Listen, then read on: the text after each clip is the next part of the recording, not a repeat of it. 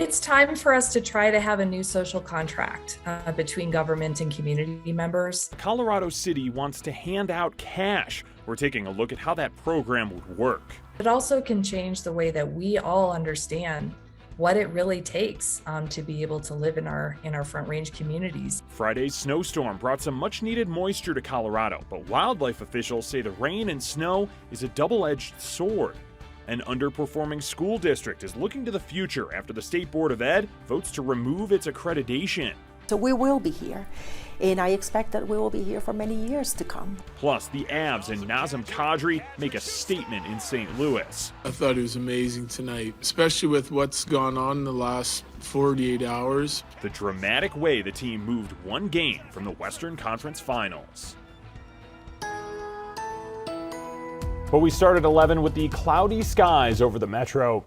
You're looking live right now from Lookout Mountain. You can't see a whole lot of lookout from there. We might see a few scattered showers today. Katie LaSalle joins us now. Katie, most of us, or some of us, will see moisture. Others, just those clouds and the cool temps for today. Yes, and it's great. We really could use the moisture here across Colorado. Temperatures, though, about 20 degrees below average for this time of the year. Cloudy skies over the metro area, but you head further down to the south into our Sangre de Cristo mountain range, just covered there. The camera in snow and a rain-snow mix at the valley level. You can see from our radar and satellite the strongest rain over the southeastern plains near Cheyenne Wells right now, and down west of Walsenburg into Silver Cliff, Crestone. The snow is falling over higher terrain, and just off to the west of Denver. Rain and snow showers into the foothills and some light sprinkles near Watkins and Bennett. So temperatures today, highs only in the mid-50s. Scattered storms and a few showers possible here over the metro area. Then we're back to near 90 degrees by Friday. I'll take you through the whole futurecast, how much rain we're expecting, and the big warm up on the way still to come.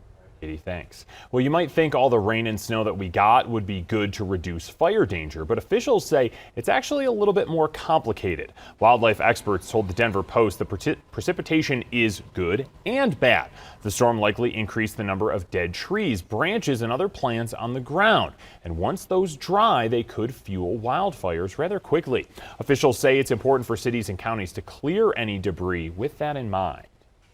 Boulder County is starting a new pilot program so more people are prepared for wildfires. It's similar to a program happening in western Boulder County, but this would apply to the unincorporated areas of eastern Boulder County. 100 people would get a free on-site home assessment with a wildfire mitigation specialist. They would get a report that includes a list of items to mitigate, photos of areas that could be improved, and other information on preparedness. People can apply for this on the website listed right there on your screen through June 30th. The Adams County Sheriff's Office hasn't released any more information about a shooting involving deputies. It happened earlier this morning near I-70 in Watkins. Deputies say a suspect is in critical condition. They haven't mentioned anything about their officers involved. I-70 was closed for a while, but it has since reopened. Boulder wants to give people guaranteed income. It's something the city has been working on for years, and city leaders are holding a study session tonight about that proposal. Denver 7's Christian Lopez breaks it down. The project is still in its early stages. The city still has to determine who would be eligible and how much money people would be receiving. Back in March, City Council approved $250,000 for its guaranteed income project in Boulder. They'd like to have the program for 1 or 2 years. This would help supplement other assistance programs like food stamps and healthcare benefits. The program is designed to make sure people can achieve their full health potential, get full-time employment, and access to things like mental health care services. The city is still working to design the program and exactly how it'll work, but they have several blueprints and data research they're looking at from other pilot programs that have already launched in dozens of cities across the country. Providing a guaranteed income not only provides that assurance and that hand up that people really need in order to live well in our communities and thrive, but it also can change the way that we all understand what it really takes to be able to live in our Front Range communities, in the city of Boulder and in other communities, and just help meet people's needs in a much more efficient way. The next steps are bringing together a group of community members who are familiar with poverty prevention and policy. That way they can determine eligibility requirements and target populations. Reporting in Boulder, I'm Christian Lopez, Denver 7. Now, Denver already has a guaranteed basic income pilot program. It started last year and is specifically for the homeless. The Denver Basic Income Project partnered up with the University of Denver's Center for Housing and Homeless Research. The money comes from nonprofit donations. It's being distributed in 3 different models to see what is the best approach or what it might be. People getting the money can spend it however they see fit. The State Board of Education finalized a vote removing the Adams 14 school district's accreditation. The board initially voted to remove it earlier this month after years of low performance and graduation rates. The board says it wants the district to be successful and wants the district to reorganize in order to benefit students. Denver 7's Nicole Brady sat down with the district superintendent, Dr. Carla Loria, to find out what happens next. She tells us the district is working with a new management company and neighboring school districts. Those districts have pledged to support Adams 14, maintaining its sovereignty as a district. We're in turnaround, and I've said it many times, because of the adults, not because of the children. Our students are phenomenal. Our students deserve to have hope. Our students deserve to have great opportunities and to have the opportunities that will prepare them for a future of their choosing. The district says schools will open as normal in August. The district and its partners are setting quarterly and monthly metrics to show if student performance is actually improving. You can watch Nicole's full interview on thedenverchannel.com. Shady moving companies are ready to take advantage of the summer moving season. Contact Denver 7 is already hearing from people who've lost thousands of dollars or sometimes everything they own. We asked our consumer investigator Jacqueline Allen to break down the top moving mistakes so you can avoid them. I'm going to be straight with you. There is maximum shadiness in the mostly unregulated moving industry and minimum protection for you and your stuff.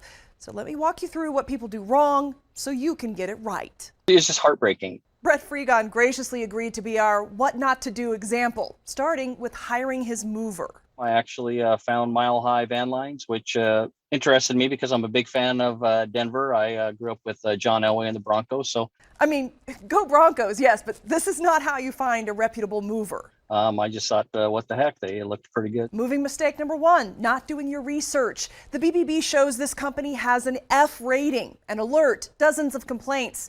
On protectyourmove.gov, again, multiple complaints. I'm Jacqueline Allen, I'm with Denver 7. If you look for a physical location, Mile High Van Lines is supposedly in this nondescript warehouse in North Denver we went to check out. We're at the office now. Is there someone here who can talk to us? I don't think so. They used to rent a place from us, but I think they moved out. Bringing me to moving mistake number 2. Too good to be true. Take it from Colorado's top cop, Attorney General Phil Weiser. You may look for a deal, and that's what gets people in trouble. Time for a red flag roundup. A low estimate, sight unseen, over the phone or online. A large deposit required before the move. And a claim that you have more belongings than estimated on moving day. We were just dumbfounded. That's what happened to Brett. This $14,000 estimate ballooned when the movers arrived, adding an extra $8,000. And they said, well, if you read the fine print, of course, on the estimate, you know, it shows that it could change. And I understand that estimates change, and I was willing to pay 5-10% over, but this was 50% over what the original estimate was. Moving mistake number 3. Don't just get it in writing, read the fine print. Your contract should have delivery dates and consequences for damage or late delivery. When Brett tried to fight the charge, he discovered moving mistake number 4, the broker blunder. And that's exactly what they did. They brokered it to somebody else. And then you really have no recourse at all because there's too many players involved here. I hate to say it, his story is not even that bad. I've been reporting for years on one Colorado company, H&M Movers, repeatedly accused of holding people's items hostage for months, demanding more money. Does Colorado need stronger laws to protect people from moving scams? We're going to continue to look at whether our laws are providing sufficient consequences. Until then, friends, we are on our own. Moving is the Wild West. You're not protected, so you have to protect yourself with knowledge. For Contact Denver 7, I'm Jacqueline Allen. Poke checking was Nichushkin, lost it. Nazem Kadri scores! It's a hat trick for Kadri. And just like that, the Avs are one win away from advancing in the Stanley Cup playoffs thanks to a huge night from Nazem Kadri. His hat trick helped the Avs beat the Blues 6-3 in Game 4 last night. Those 3 goals, a perfect counter to these illegal hits by Blues players during the second period. Blues' David Perron has now been fined $5,000 for that cross-check. Now, on top of that, Kadri had been facing threats since Saturday's game after he unintentionally hit and knocked out the Blues' starting goalie. Getting good at just putting it in the rearview mirror. It's a big deal. I try to act like it's not, and just keep moving forward. Naz is a job to do, and to be able to stay focused and to be able to perform like that under the circumstances, I thought, showed a lot of character and a lot of resolve. And the Avs now lead the series 3-1. Game 5 is at Ball Arena tomorrow night. Puck drop is at 6. Broncos OTAs are happening out at Dove Valley this week. Yesterday was the first time the whole team could work together and play 11-on-11. It's the very early steps towards trying to turn things around for the team. The Broncos have had 5 straight losing seasons. Insert Russell Wilson. Winning's a lifestyle. It's not even, I think that it's bigger than just the ability to compete. It's also the ability to understand the habits of winning. There's habits that have to occur. There's no other option. I think that's what winners do, and that's what a winning football team does, and I think that's what we're trying to do and trying to build. Wilson also talked about his new buddy, Peyton Manning. He says Manning has helped his family make the transition to Denver, and the two spend time watching film together. Remember, they went head-to-head in Super Bowl 48. Well, coming up, Congress wants to find ways to ease the baby formula shortage impacting families across the U.S. Plus, it's a sign of summer. Water World is about to open with some new attraction.